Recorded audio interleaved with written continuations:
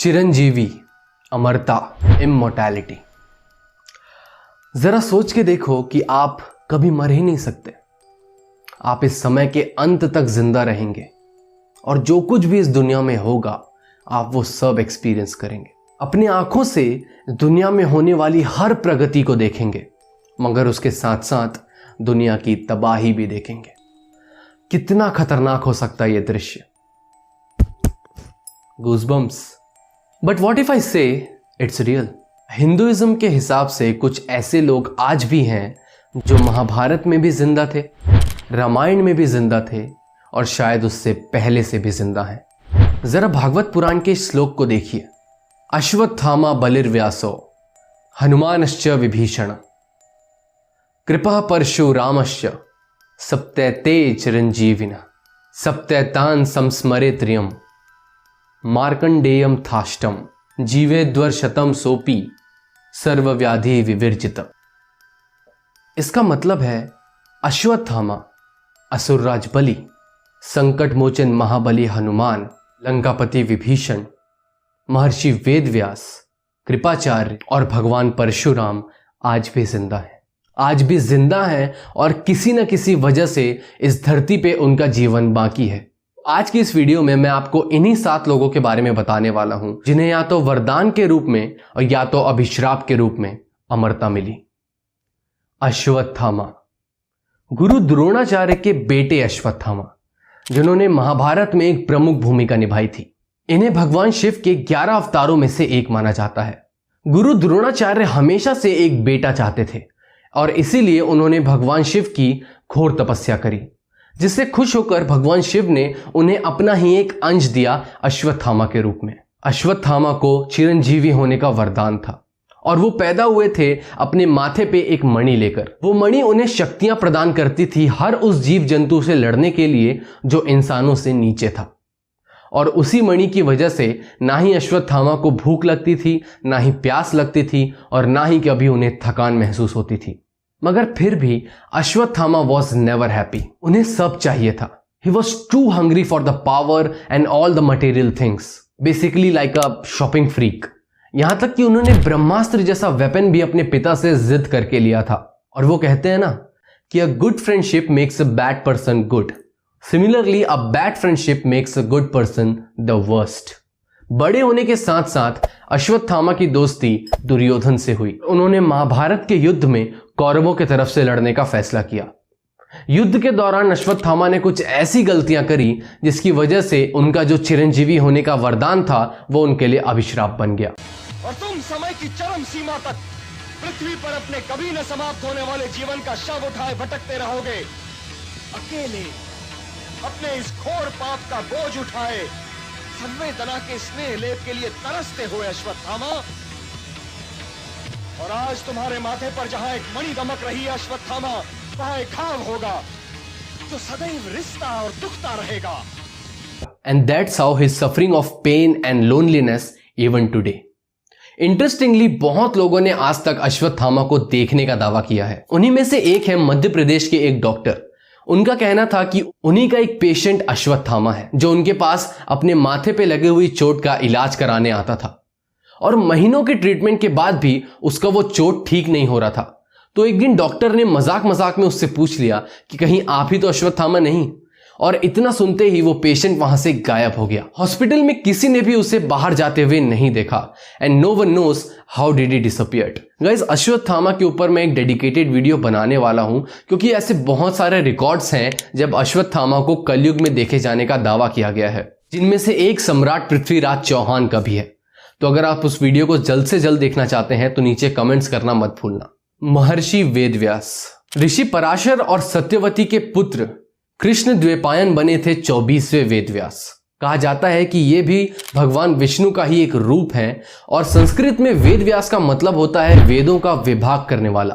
That means he classified Vedas. He is also the one who narrated Mahabharata to Ganesh ji. Vedvyas is a title जो हर युग में बदलता है। आज तक कुछ 28 वेदव्यास आए हैं एंड जैसा कि मैंने आपको पहले बताया, महर्षि वेदव्यास वॉज द 24th। इनका जन्म त्रेता युग के एंड में हुआ था और इन्होंने अपनी आंखों से पूरा द्वापर युग देखा। मगर कलयुग के स्टार्टिंग में जब उन्होंने अधर्म और वायलेंस को बढ़ते हुए देखा, तब उन्होंने नॉर्दर्न इंडिया के किसी गांव में जाकर रहने का फैसला किया और कहा जाता है कि वो आज भी वही हैं। भगवान परशुराम, द 6th अवतार ऑफ लॉर्ड विष्णु, जो कि सबसे ज्यादा डिस्ट्रक्टिव माने जाते हैं। एक ब्राह्मण फैमिली में जन्म लेने के बावजूद भी जब इन्होंने बुरे क्षत्रियों का आतंक देखा तो उन्हें मारने निकल पड़े और कुल 4 बार बुरे क्षत्रियों को धरती से साफ किया। He is considered to be the master of all the divyastra. और ये भीष्म, द्रोणाचार्य, रुक्मी और कर्ण जैसे महायोद्धाओं के गुरु भी रह चुके हैं।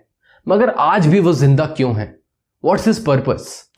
कल्कि पुराण के हिसाब से जब कल्कि अवतार इस धरती पर जन्म लेंगे तब भगवान परशुराम उनके गुरु बनेंगे और उन्हें अस्त्र और शस्त्र की शिक्षा देंगे, जिससे इवेंचुअली कलि पुरुष नाम का वो राक्षस, वो असुर मारा जाएगा। विभीषण, रावण के छोटे भाई और गुणों में रावण से बिल्कुल विपरीत विभीषण एक राम भक्त हैं।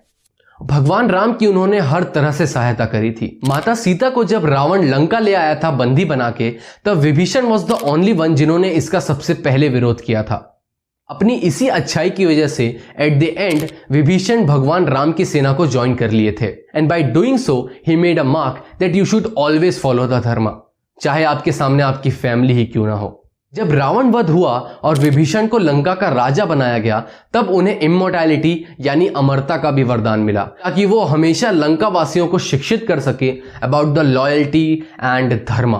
असुरराज बलि, इन्हें महाबली भी कहा जाता है। एंड हिंदुइज्म में जो 3 लोक हैं, दैट इज स्वर्ग, धरती और नर्क, ये इन तीनों के राजा हैं। राजा बलि को देखकर देवराज इंद्र, जो कि देवों के राजा माने जाते हैं, उनके मन में एक जलन का भाव उत्पन्न हुआ और उन्होंने भगवान विष्णु से जाकर रिक्वेस्ट किया कि वो राजा बलि को वैनिश कर दें।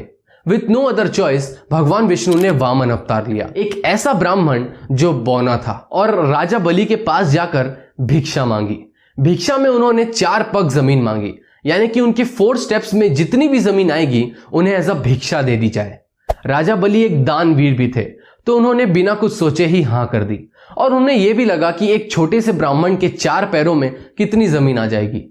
But God being the God, उन्होंने अपने 3 पैरों में ही पूरे आकाश, धरती और पाताल को नाप लिया और इसके बाद राजा बलि से पूछा कि अब मैं अपना 4था पैर कहां रखूं। इस पूरे दृश्य को देखकर राजा बलि भगवान विष्णु की वो लीला समझ गए और उन्होंने कहा कि भगवान आप अपना 4था पैर मेरे सिर पर रख दीजिए।